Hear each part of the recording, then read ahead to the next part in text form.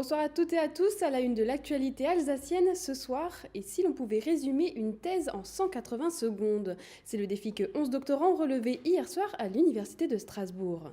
3 burgers alsaciens sont en lice pour la finale de la Coupe de France du Burger 2019. Les restaurateurs se sont inspirés de la région pour imaginer leurs recettes. Et puis, Chaperly-Popette, l'unique bar à chat de Strasbourg, appelle à l'aide. Il lance une campagne de financement participatif pour perdurer. Mais pour commencer, c'était leur dernière répétition avant le coup d'envoi de la finale de la Coupe de la Ligue. Les joueurs du Racing Club de Strasbourg ont pris la direction de Lille ce matin. À la veille du jour J, ils ont foulé la pelouse du stade Pierre-Mauroy une dernière fois avant d'affronter Guingamp. Mathieu Chanvillard et Marine Zis ont pu assister à leur entraînement.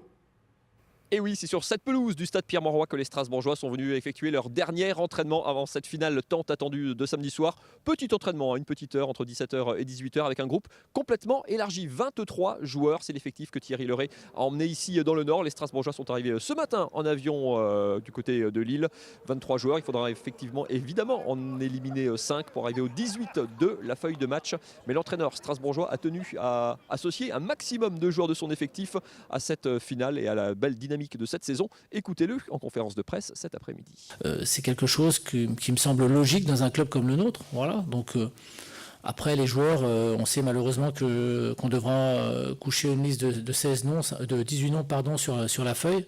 Et donc, il y aura forcément des malheureux. Mais on veut que tout le monde partage ça parce qu'on n'est pas venu dans l'esprit d'avoir les 11 joueurs. On est venu dans l'esprit surtout de ramener un trophée à 23. Voilà, c'est surtout ça, quoi. Donc, enfin, à 23 plus le staff, bien entendu. Mais on est venu plutôt dans cette envie-là que de savoir qui va jouer ou qui ne va pas jouer, quoi. Aujourd'hui, je pense qu'il faut que l'individu s'efface au profit du collectif. C'est surtout ça qui est important. Voilà. Des choix, l'entraîneur du Racing devra donc évidemment en faire, notamment au poste de gardien de but. C'est la question qui partage les supporters alsaciens. Qui de Matsels, le titulaire en championnat, ou de Bingourou Kamara, qui a joué tous les matchs de Coupe de la Ligue, sera dans les cages strasbourgeoises. L'entraîneur strasbourgeois, évidemment, n'a pas voulu répondre à cette question. Il faudra donc sortir 5 joueurs de cet effectif, sachant que les effectifs ont beaucoup tourné, que les derniers résultats n'ont pas toujours été très concluants. On parle de cette série de 7 matchs sans victoire. Certains joueurs pourraient effectivement se retrouver sur la sellette et ne pas être du tout dans le groupe. Il y en a un, en tout cas, qui est quasiment certain d'y être, c'est Kenny Lala, le latéral droit du Racing, qui réalise à titre perso et collectif une excellente saison. Lui aussi s'est exprimé cet après-midi, notamment sur l'engouement et sur la pression positive ou négative. Plus de 20 000 supporters alsaciens seront massés dans ce stade Pierre-Mauroy. Alors, bonne pression, mauvaise pression, écoutez-le.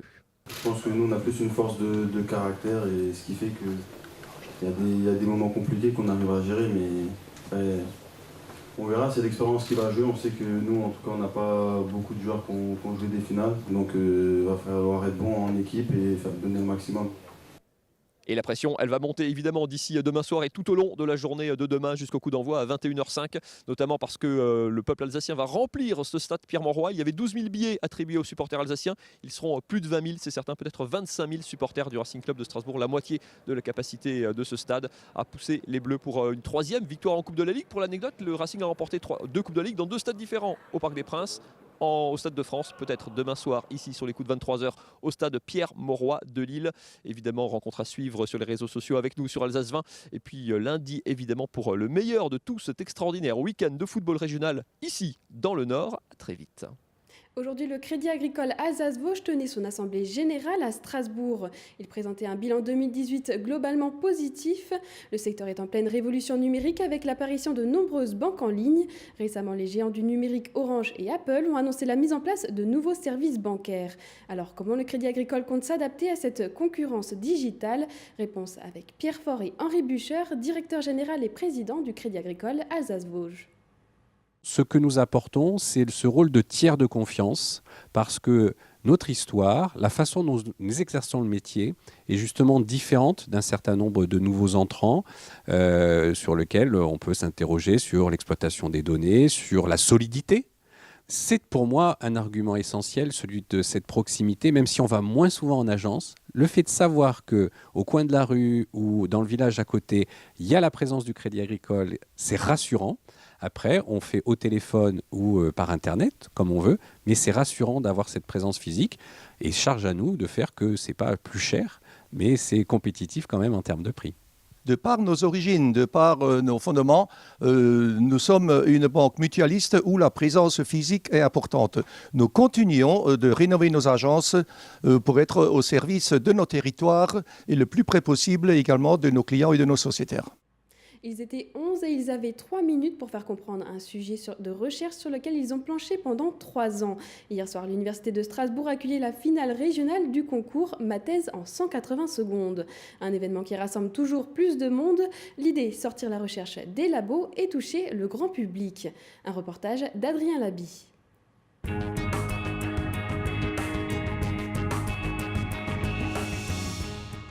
Et donc la première candidate est Blandine Chazarin. Quel rapport entre les ours bruns et la conquête spatiale? Pour l'heure, aucun. Mais grâce à Blandine Chazarin qui étudie l'hibernation des plantigrades, un jour peut-être les cosmonautes pourront passer plus de temps dans l'espace. Il était là l'enjeu de ma thèse, comprendre comment l'ours brun, lui, préservait ses muscles. Pour percer son secret, comparer le muscle d'un ours qui hiberne avec le muscle d'un ours qui est actif semblait un bon début. Et mon chef savait où trouver des ours en plein... Hier soir, la jeune femme participait au concours Ma thèse en 180 secondes. Objectif, rendre compréhensible l'objet de sa recherche en 3 minutes montre en main. Un exercice de vulgarisation auquel se sont livrés 11 doctorants devant un amphi bondé de l'Université de Strasbourg. Depuis 6 ans, ce concours national bat des records et attire nombre de jeunes chercheurs. Une façon de sortir du train-train des labos, de se donner un challenge, mais aussi un exercice pour préparer l'après-doctorat. J'ai toujours rêvé d'enseigner parce que j'aime transmettre ce que je sais. Et je pense qu'au bout d'un moment, il faut savoir transmettre en dehors de son milieu scientifique pour être vraiment quelqu'un de compétent et de pédagogue. Et du coup, ce concours-là, c'est un bon moyen d'apprendre et de comprendre comment communiquer avec tout le monde. Sous le regard d'un jury venu des mondes de la recherche, de l'enseignement et des médias, les étudiants vont devoir attirer l'attention et faire comprendre des recherches complexes. Pour y parvenir, une touche de stand-up, un zeste d'humour et quelques références pop culture. Si l'exercice se veut pour leur divertissant, savoir communiquer leurs travaux sera pour eux un véritable atout professionnel. Quand on recrute quelqu'un, on recrute un homme, une femme, dont on essaye de cerner les qualités, les compétences humaines. Et là, savoir communiquer, on se dit oui, ça c'est aussi un plus, parce que ça veut dire que ce sera déjà un bon enseignant. C'est quand même le b.a.-ba, vous serez d'accord. En enseignant, il faut savoir parler, échanger, mais aussi savoir convaincre par exemple des financeurs, convaincre les hommes politiques, de leur dire ben voilà, c'est important de soutenir la recherche. Donc c'est vrai que ce sera un plus incontestable. Il y a encore une quinzaine d'années, vulgariser était plutôt mal vu chez les chercheurs. Aujourd'hui, communiquer avec le grand public est devenu une nécessité pour de nombreux labos. Je pense qu'on a complètement changé de paradigme et on a vraiment compris que si vous regardez les sciences participatives, les sciences citoyennes, il y a de plus en plus d'initiatives où on a cette recherche de travailler main dans la main avec le citoyen et au moins de lui faire comprendre les choses et comme je disais avant aussi, on sent qu'il a même la possibilité maintenant de pouvoir agir avec nous et c'est ça qui importe. Bonsoir à toutes et à tous. Pouvez-vous lever une main si vous avez déjà entendu l'expression « s'accrocher comme une moule à son rocher ». Merci beaucoup. En toile de fond de véritables enjeux sociétaux, les recherches sont de plus en plus pointues et de plus en plus difficiles à appréhender par les non-spécialistes. Vulgariser, c'est surtout permettre aux citoyens de se faire un avis. J'envisage pas mon métier de chercheur déconnecté de la société parce que en fait nos sujets de recherche c'est la plupart du temps c'est pour notre bien à nous, notre bien commun. Alors c'est vraiment dommage qu'on n'intègre pas ou en tout cas on n'implique pas la société. Moi je suis vraiment pour qu'on puisse développer tout ce qui est sciences participatives, voilà, qu'on essaye de vraiment... on n'a pas besoin d'avoir un doctorat pour avoir un avis scientifique, c'est ouvert à tout le monde. Du coup, le prix des lycéens est attribué à Blandine.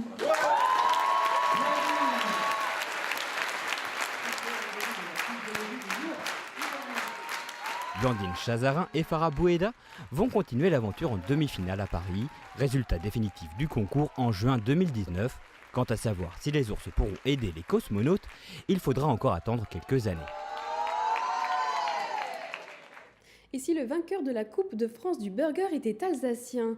3 restaurateurs du Haut-Rhin sont qualifiés pour les phases finales de la compétition. Cette année, ils ont rivalisé d'imagination pour proposer une recette 100% alsacienne en lien avec la thématique du concours Goût des régions. Lundi prochain, ils s'affronteront avec 2 autres candidats du Grand Est pour la finale. Marine Dix est partie à la rencontre de 2 candidats. Symbole de la restauration rapide outre-Atlantique, le burger s'est peu à peu francisé. Et cette année, il va même se régionaliser. À Altkirch, Omar, gérant de l'Escale Burger, participe pour la 2e fois au concours du meilleur burger français. Originaire du Haut-Rhin, il souhaite faire un clin d'œil à sa région avec sa recette baptisée l'Orinois. Donc on a voulu faire un petit jeu de mots avec le O, avec l'accent circonflexe et Rhinois, pour rappeler le Haut-Rhin. Puis voilà, donc le fromage est de Münster. Le boulanger, c'est notre boulanger local qui nous a fait le pain. Le boucher, pareil, c'est un boucher local avec qui on travaille. Donc là, on est 100% Haut-Rhinois, quoi. Après avoir terminé dans les 40 premiers sur plus de 300 concurrents, il compte faire mieux cette année. 3 mois ont été nécessaires pour élaborer sa recette, pour avoir le bon pain et les bons ingrédients.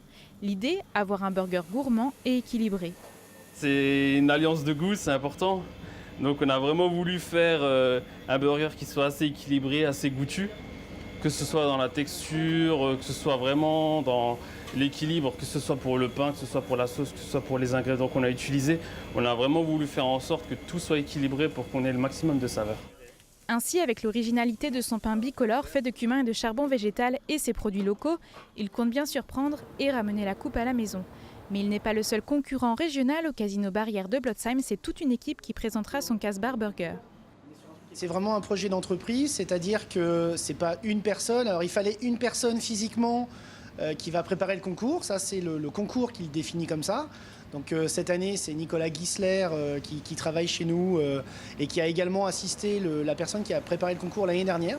Le burger est déjà une des spécialités de l'établissement qui en vend 500 chaque week-end. Cette nouvelle recette sera intégrée à la carte dès la fin du concours. La démarche éco-responsable avec la limitation du gaspillage et l'approvisionnement de proximité est aussi un élément clé pour remporter la compétition. On a voulu une recette vraiment alsacienne.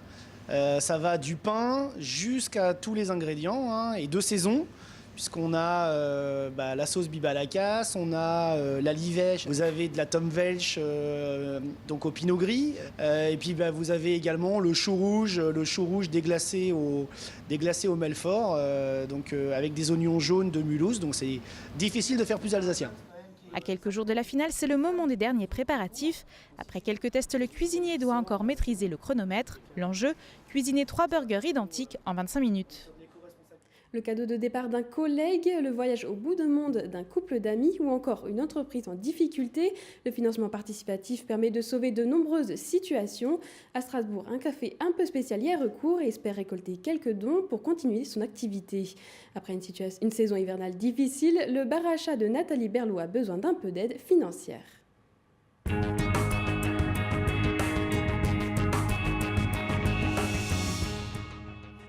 Une, puis 2, puis 3. Les boules de poils, ce n'est pas ce qu'il manque au café Chaperlipopette dans le quartier de la Crutonneau. Ici, les chats sont rois. Les clients peuvent bien évidemment siroter leur boisson, mais ils viennent avant tout pour câliner. Le Chaperlipopette Café, c'est un bar à chats où les chats sont rois, puisqu'ils vivent ici. Et donc il y a une fratrie, ils sont un groupe de 9 chats. Et donc c'est leur lieu où ils habitent. Donc les gens ils peuvent prendre un café et puis passer un moment avec les chats, jouer avec eux. Les chats leur amènent un bien-être. Souvent les gens me disent quand ils rentrent ici, ils sont apaisés. Dans ce café, les clients doivent montrer patte blanche, désinfection des mains et interdiction de réveiller les chats, c'est la règle. Un concept qui débarque tout droit du Japon avec les Neko Café, en français bar à chat. Ce bar unique à Strasbourg a ouvert en 2016. J'ai beaucoup de clients fidèles qui reviennent et qui ont leur chouchou. Donc à chaque fois, ils jouent avec les chouchous, ils attendent que le chouchou soit réveillé pour pouvoir jouer avec. Avant, Nathalie était bénévole à la SPA, mais les matous, elle les aime toujours autant et continue de trouver des familles aux chatons qui en auraient besoin. On a tout le temps l'adoption derrière des chats et après, là maintenant ça va être la période des chatons. Donc en 2 ans et demi, on a fait une centaine d'adoptions déjà. Et donc là, on a à nouveau déjà les mamans avec les bébés qui arrivent, qui sont prêts à être adoptés. Mais le royaume de Duchesse, Berlioz, Olaf et les autres est en danger. La saison fut difficile et les finances s'en ressentent. On a eu, comme tout le monde, en mois de décembre, un peu décembre catastrophique. Donc on m'a mis l'idée de faire une cagnotte. Et donc du coup, on a mis cette cagnotte en place. C'est pour pour que le lieu puisse continuer à vivre. Nathalie et ses compagnons espèrent récolter 3 500 € grâce à une campagne de financement participatif, un coup de patte qui permettrait au café de perdurer. Tout de suite, l'image du jour d'Anna Britz. Alors ok, la Saint-Valentin c'est le 14 février, mais nous, on a peur de rien et on décide qu'aujourd'hui, vendredi 29 mars, on déclare « Je t'aime » à Strasbourg. Bon, pour être honnête, on n'a rien inventé. Les supporters du Racing Club de Strasbourg font déferler une véritable vague d'amour sur la ville à la veille de la finale de la Coupe de la Ligue contre Guingamp. Une vague d'amour également sur les réseaux sociaux. Il y en a même qui font le chemin tout spécialement depuis le Canada et la Guadeloupe pour soutenir le club de leur cœur. Et puis aujourd'hui, les bien nommés Amour qui avaient déjà prouvé dans un précédent clip leur attachement au Racing consacrent carrément leur nouveau clip et leur nouveau titre à Strasbourg. Décidément pour tous, un seul amour et pour toujours, on chante en chœur.